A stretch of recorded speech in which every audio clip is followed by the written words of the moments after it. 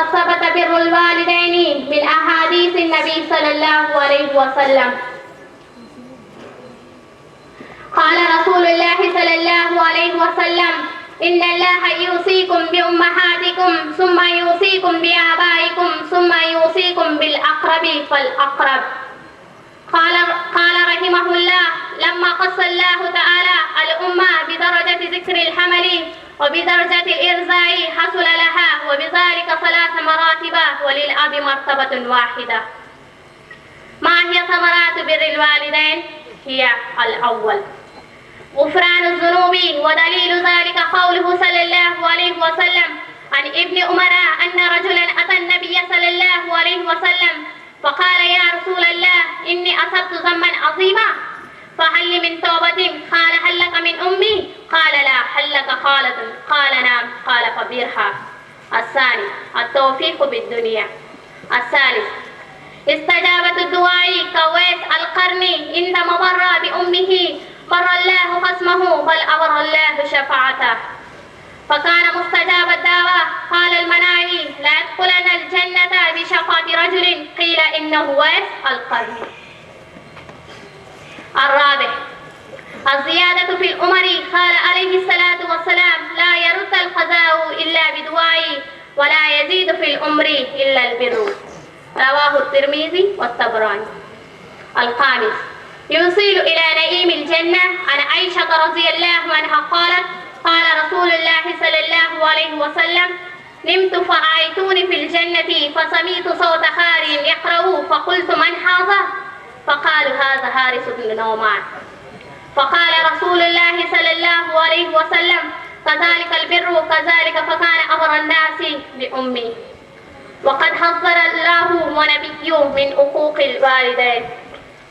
عن أبي هريرة رضي الله عنه قال: قال رسول الله صلى الله عليه وسلم: رغم أنف رجل ذكرت إنه ولم يصلي علي، ورغم أنف رجل دخل عليه رمضان ثم انسلخ قبل أن يغفر له، ورغم أنف رجل أدرك عنده أبواه الكبر فلم يدخله الجنة. رواه مسلم. وقال عليه الصلاة والسلام: رضا ربي في رضا الوالدين وسخطه بسخطي. فادعوا الله أن يوفقنا جميعا أن نبر بالوالدين وأن نتحذر من الحقوق. وآخر دعوانا أن الحمد لله رب العالمين. السلام عليكم ورحمة الله وبركاته. اب اس کے بعد ایک ترانہ پیش کرنے کے لیے ریحانہ عبدالجبار اور ان کی سہیلیاں اسٹیج پر آئیں گی.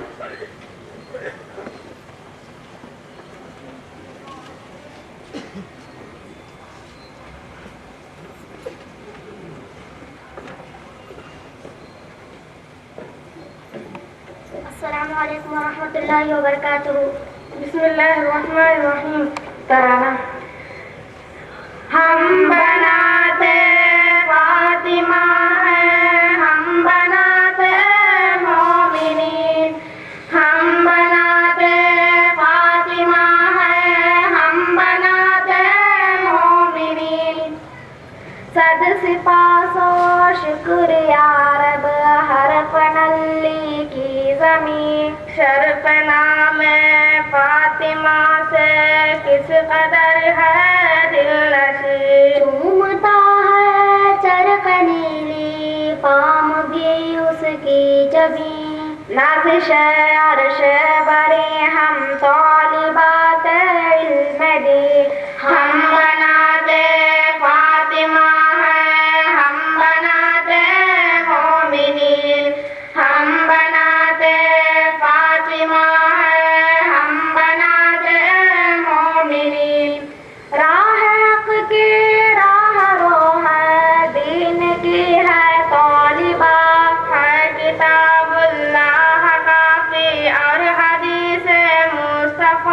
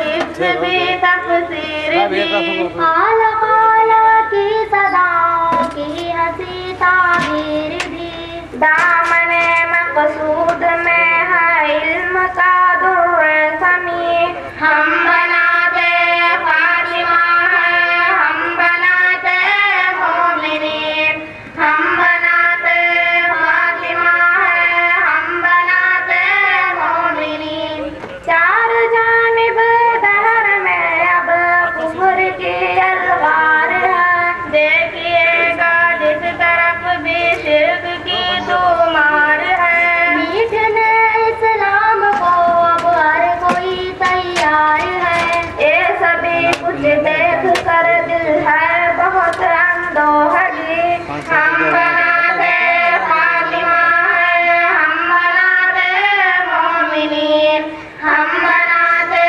فاطمہ ہے ہم بناتے مومنین جہل کی تاریکیوں کو ہم مٹاتی جائے گی مشعل علم و عمل کو ہم جلاتی جائے گی راہ جو سیدھی ہے سب کو دکھاتی جائیں گی ہے اسی میں کامرانی کا ہمیں کامل یقین ہم بناتے فاطمہ ہے ہم بناتے مومنین ہم بناتے فاطمہ ہے ہم بناتے مومنین حضرت وہاب بانی نے نام و خوش خیام کلیہ کے نظم کی ہاتھوں میں ہے جن کے زمان کام ہی سے کامیابی کام جن کا کام کام مادر علمی ہماری ہے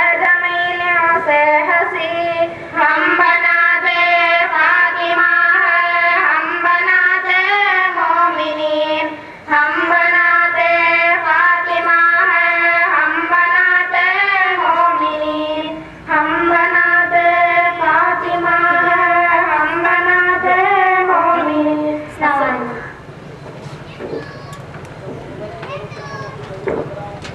یہ کلیہ فاطمۃ الزہرا کا ترانہ تھا جو پڑھا گیا.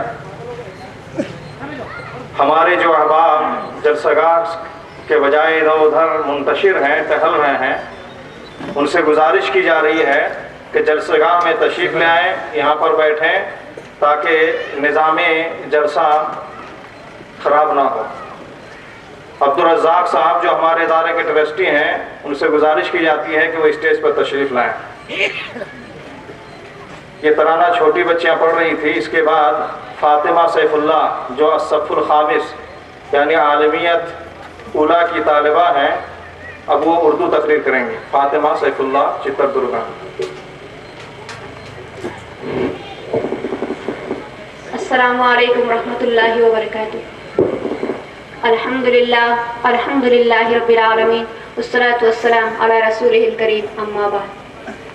محترم صدر جلسہ و حاضرین اجلاس، آج کی اس پررونق بزم میں میری تقریر کا عنوان ہے نہ سمجھو گے تو مٹ جاؤ گے اے غافل مسلمانوں. مسلمان در حقیقت ایک نسلی یا وطنی قوم ہونے کے بجائے ایک ایسی قوم جماعت ہے جو اللہ کی بھیجی ہوئی کتاب کی نمائندہ ہے، فرمودات رسول اللہ صلی اللہ علیہ وسلم کی پیروکار جماعت ہے. اس دین حنیف کی دعوت کو عام کرنا، خود اس پر عمل کرنا اور اس کا عملی نمونہ بننا، دنیا کے تمام انسانوں کو اسلامی لڑی میں پرونا، شر و فساد کو ختم کرنا اور اس کے لیے اعداء اسلام کے سامنے سینہ سپر ہونا اس کی زندگی کا مشن ہے. قرآن کریم ایسے مسلمانوں کا تنافع ہے. اللہ تعالیٰ نے سورہ آل عمران آیت نمبر 110 میں ارشاد فرمایا کنتم خیر امت اخرجت للناس تأمرون بالمعروف وتنہون عن المنکر. تم بہترین امت ہو جسے لوگوں کے لیے برپا کیا گیا ہے، بھلائی کا حکم دیتے ہو اور برائی سے روکتے ہو. جب کوئی قوم جماعت اخلاقی معیار سے گر جاتی ہے، اللہ اور اس کے رسول صلی اللہ علیہ وسلم کے فرمودات سے اعراض کر لیتی ہے، محبت و قوت کی مضبوط رسی کو توڑ کر باہمی عداوت و دشمنی، جنگ و جدال اور تفرقہ بازی میں گرفتار ہو جاتی ہے، تو ایسی قوم پر قہر ربانی اور عذاب الہی نازل ہوتا ہے. अफसोस तबाही के इस तरीक़े को इस दौर के मुसलमानों ने अपना लिया है। उन्होंने किताब और सुन्नत के अहकाम को ऊपर से पुष्ट डाल दिया है। मोहब्बत और क़ुव्वत की मजबूत रस्सी को तोड़कर महज अपने दुनियावी मफादात और हुकूक की खातिर किताब और सुन्नत के अहकाम को बालाए ताक रख दिया है, जिसकी वजह से आज हम मुसलमानों का मुस्तकबिल रोशन के बजाय तारीख से तारीख तर होता चला जा रहा है, जिसकी वजह से आज हम मुसलमान एक मिल्ली वहदत के बजाय एक जवाल पजीर ग्रोह बन गए हैं। जब हम माजी की तारीख की वरकगर्दानी करें तो हमको मालूम हो जाएगा कि हमारे इस्लाफ ने क्या क्या कुर्बानियाँ दी और कैसे अजीम कारनामे अंजाम देकर इस दीन हनीफ को हम तक महफूज शक्ल में पहुँचाया। अगर हम उनके और अपने अमाल का मौज़ना करें तो ज़मीन और आसमान का फ़र्क नज़र आएगा। माजी के मुसलमान सूखी खजूरें खाकर अरब के तपते हुए रेगदारों पर एक दुनिया की बड़े हिस्से की फरमारवाई का इंतजाम करते थे। फटे पुराने कपड़ों के अंदर लपटी हुई तलवारों से उन्होंने कैसर और किसरा जैसी बारूब सल्तनत के परचम सरनिगुम कर दिए। तारिक बिन ज़ियाद के वाक़ये पर निगाह डालिए, जब उसने अंदलस के साहिल पर पहुंचकर अपनी कश्तियां नजर आतिश कर दी थी और अपने जांबाजों को पैगाम दिया था कि मुसलमानों के पाँव आगे बढ़ने के लिए हैं, पीछे हटने के लिए नहीं। ऐसे बेशुमार वाक़ियात तारीख़ इस्लाम में महफूज हैं जिनसे हमारी शान और शौकत और शुजाअत और पामर्दी का सबूत मिलता है और मालूम होता है कि मुसलमानों की शान और शौकत और रौब दबदबे के सामने कितने ही सरकश, जाबिर, बदमाश बर्बाद हो गए और दूसरी तरफ उनकी खुश अखलाक़ी और दीनदारी ने कितने ही सरकश मुखालिफिन को गिरविदाए इस्लाम बना लिया था। लेकिन आज हम हैं कि क़ल्ब में सोज़ नहीं, रूह में एहसास नहीं, क़ल्ब में सोज़ नहीं, रूह में एहसास नहीं, कुछ भी पैगाम मोहम्मद का हमें पास नहीं। वाफिल मुसलमानों, गौर करने और ठंडे दिलों से सोचने का मुकाम है। आखिर इन हजारों बेगुनाह अफराद को कत्ल करने, बेशुमार इफ़्फ़त माँ औरतों की इस्मत दरी करने, बच्चों, बूढ़ों, कमज़ोरों को तहत करने, अरबों की मिल्कियत तबाह को बर्बाद करने का कौन जिम्मेदार है? तो हमको मालूम हो जाएगा कि यकीनन इसके जिम्मेदार और अहम जिम्मेदार खुद हम मुसलमान हैं। जब हम पर कोई मुसीबत आती है तो ये हमारे बुरे अमाल का नतीजा होता है। जैसे कि अल्लाह ताला ने सूरत अश-शुरा आयत नंबर 30 में इरशाद फरमाया, मा असाबकुम मिन मुसीबतिन फबिमा कसबत अयदीकुम व यअफु अन कसीर।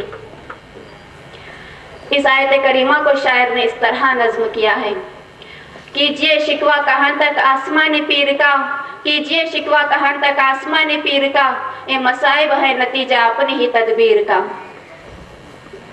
ये बात कितनी ही हैरत अंगेज और तल्ख हो, बहरहाल हकीकत है जिससे इनकार नहीं किया जा सकता कि जब तक मुसलमान अपने घरों में कानून खुदाबंदी को तोड़ते रहेंगे तब तक हम गैरों से तवक्को नहीं रख सकते कि क़वानीन इस्लाम और उसके मुक़द्दसात का एहतराम करें और ना ही मुसलमान अपने मुस्तक़बिल को रोशन और ताबनाक देख सकते हैं। जैसे कि अल्लाह ताला ने सूरतुल अनफाल आयत नंबर 146 में इरशाद फरमाया, वअतिउल्लाह व रसूलहु व ला तनाज़अू फतफ़शलू व तज़हब रिहुकुम। और तुम अल्लाह और उसके रसूल की इताअत करो और आपस में झगड़ा ना करो कि तुम कमज़ोर पड़ जाओ और तुम्हारी हवा उखड़ जाए। इताअत रसूल सल्लल्लाहु अलैहि वसल्लम में कोताही या इससे इन्हिराफ मुसलमानों को घिन की तरह खा लेती है, उसकी खूबियों को मिटा देती है और ऐसी कौम दुश्मन की मामूली फूंक से भी हलाकत के गड़े में जा गिरती है। और ऐसे मुसलमानों पर अल्लाह ताला दूसरी कौम को मुसल्लत करके उसको गुलाम बना देता है। मुसलमानों, कुरान मजीद के सरे ऐलान को कान खोल कर सुन लो, अगर तुम इससे बाज ना आए तो खुदा लम यज़ल तुम्हारे अलावा दूसरी कौम को अपने फरामीन की बजावरी के लिए चुन लेगा, फिर वो तुम्हारी तरह ना होगी। वाक़िल मुसलमानों, अगर अब भी तुम अपनी इस रविश को छोड़कर किताब और सुन्नत को नहीं अपनाया तो वो दिन दूर नहीं जबकि आदा इस्लाम हमें हमारे घरों से जिला वतन करके हमारी मिल्कियत पर काबिज हो जाएंगे। कौम के नन्हे मुन्ने बच्चे एहतियात के हवाले कर दिए जाएंगे, हत्ता कि हमें अल्लाह वहदहू ला शरीक लह की इबादत करने से भी रोक दिया जाएगा। غافل مسلمانوں بیدار ہو جائیے، اب بھی سنبھلنے کا وقت ہے۔ آنکھیں کھول کر دیکھیے، تمہاری موجودہ حالت متواتر خطرے کی گھنٹی بجا رہی ہے۔ زبان حال چیخ چیخ کر صدا دے رہی ہے کہ تمہارا مستقبل عنقریب عمیق غار میں واقع ہونے والا ہے۔ ایسی حالت میں تم دنیا سے ایک سو ہو کر دنیا واقعہ سے ایک سو ہو کر اس طرح خواب خرگوش میں سرشار ہو گویا کہ تم کو کوئی فرض ہی نہیں انجام دینا ہے، جبکہ تمہیں تمہارے دشمن مٹانے کے لیے ایڑی چوٹی کا زور لگا رہے ہیں اور تمہارے سچے دین کو مٹانے یا تبدیل کرنے کی غیر معمولی صحیح کر رہے ہیں۔ ایسی حالت میں ہمیں خواب غفلت کی چادر کو چاک کر کے تن من دھن کی بازی لگا دینا ہے، ورنہ پھر نہ سمجھو گے تو مٹ جاؤ گے اے غافل مسلمانوں، نہ سمجھو گے تو مٹ جاؤ گے اے غافل مسلمانوں، تمہاری داستان تک بھی نہ ہوگی داستانوں میں۔ آخر میں اللہ سے دعا ہے کہ اللہ تعالی ہم تمام مسلمانوں کو ایک ملی وحدت بنائے اور جب تک زندہ رکھے اسلام کے حالت میں زندہ رکھے اور موت دے تو اسلام کے حالت میں دے۔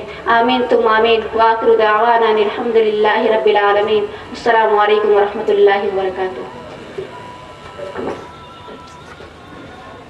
اب اس کے بعد ٹرسٹ کی رپورٹ پیش کرنے کے لیے فضیلۃ الشیخ عبد الوہاب عبد العزیز صاحب جامعی حفظہ اللہ سکریہ ٹرسٹ و مدیر الکلیہ سے گزارش کر رہا ہوں کہ وہ آئیں اور ٹرسٹ کی رپورٹ پیش کریں۔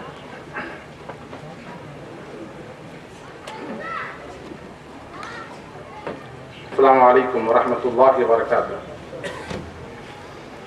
الحمدللہ رب العالمین وبہ نستعین والصلاة والسلام علی سید المرسلین وعلی آلہ واصحابہ وأہل بیتہ وسلم اجمعین، اما بعد۔ اسٹیج پر تشریف فرما ذی وقار علماء کرام، صدر جلسہ حضرت مولانا محمد یونس صاحب مدنی حفظہ اللہ، شیخ الجامعہ مرکزی دارالعلوم بنارس،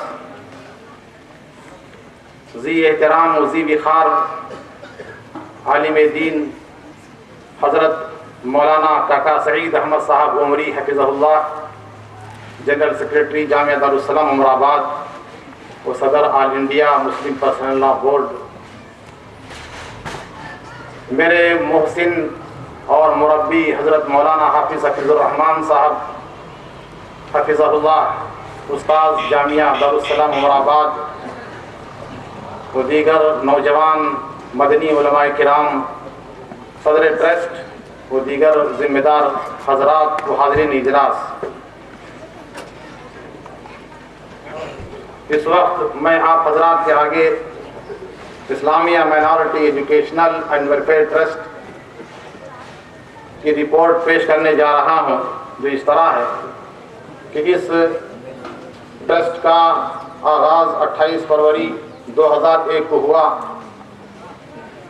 اغراض و مقاصد میں برادران وطن میں عموماً، ملت اسلامیہ میں خصوصاً تعلیم کو عام کرنا، اولاد کی تعلیم و تربیت کے لیے باشعور تعلیم یافتہ خواتین کو تیار کرنا، عصری مدارس میں طلباء و طالبات کو اسلامی تعلیمات کے ذریعے سے دینی و اخلاقی تربیت کرنا، دینی مدارس میں عصری علوم کو رواج دینا اور اس کے فارغین کو ملک و بیرون ملک کی جامعات کے اہل بنانا، امتیازی نمبرات سے کامیاب یتیم و غریب مستحق طلباء کو اعلیٰ تعلیم کے لیے مالی تعاون فراہم کرنا، علم کے ساتھ صنعت و حرفت کی تربیت دینا، عرضی و سماوی آفات و مصائب سے متاثر افراد کی مدد و تعاون کرنا۔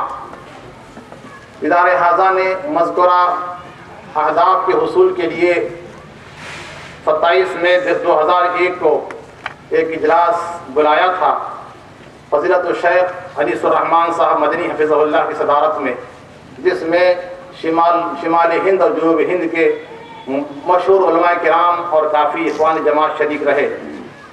اس وقت جو ٹرسٹ کے ماتحت ادارے چل رہے ہیں وہ درج ذیل ہیں۔ فاطمۃ الزہرا اسلامی عربی کالج نسواں، اس کالج کا افتتاح اسی اجلاس کے موقع پر ہوا۔ اس کا جو نصاب تعلیم ہے وہ دینی و عصری تعلیم کے حسین امتزاج کے ساتھ ابتدائی 2 سالہ ہے، الصف الاول عربی تعلیمیت 6 سالہ، فضیلت 1 سالہ، کل 9 سالہ ہے۔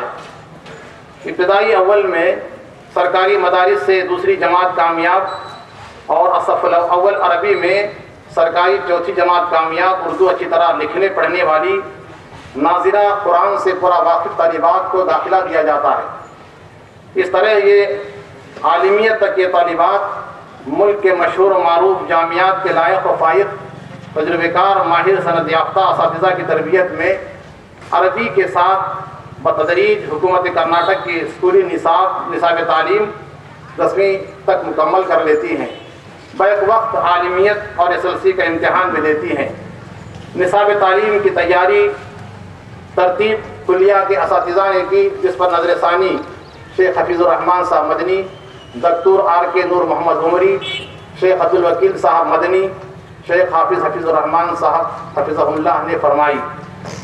جن علماء کرام نے کلیہ کی زیارت کی ہے اور اس کا طالبات کا تعلیمی جائزہ لے کر اپنے گراں قدر تاثرات کتاب الآراء میں وزٹ بک میں تحریر فرمائے ہیں، ان میں قابل ذکر نام یہ ہیں: مولانا حافظ حفیظ الرحمان صاحب اعظمی جو اس وقت شہنشی ہیں، مولانا ظفر الحسن صاحب مدنی شارجہ، مولانا انور صاحب سلفی کویت، مولانا عبدالعلیم صاحب ماہر اور مولانا تبارک حسین صاحب قاسمی استاد جامعہ سراج العلوم بونڈیا UP، مولانا فضل الرحمان صاحب مدنی، مولانا نصر اللہ صاحب مدنی حفظہم اللہ جو جامعہ اسلامیہ دلی کے اساتذہ اور شیخ الکل ہیں، شیخ الحدیث ہیں۔ کلیہ کی عمارت 10,000 اسکوائر فیٹ پر مشتمل تمام درسی ضروریات سے آراستہ ہے۔ اعلیٰ و معیاری کلیہ کی ذاتی عمارت 1987 میں مکمل کر لی گئی، جس میں principal office, general library, tailoring centre, computer centre, درسگاہیں موجود ہیں۔ بچیوں کے لیے جو دارالاقامہ ہاسٹل تعمیر کیا جا رہا ہے وہ آپ کے دائیں جانب اس وقت زیر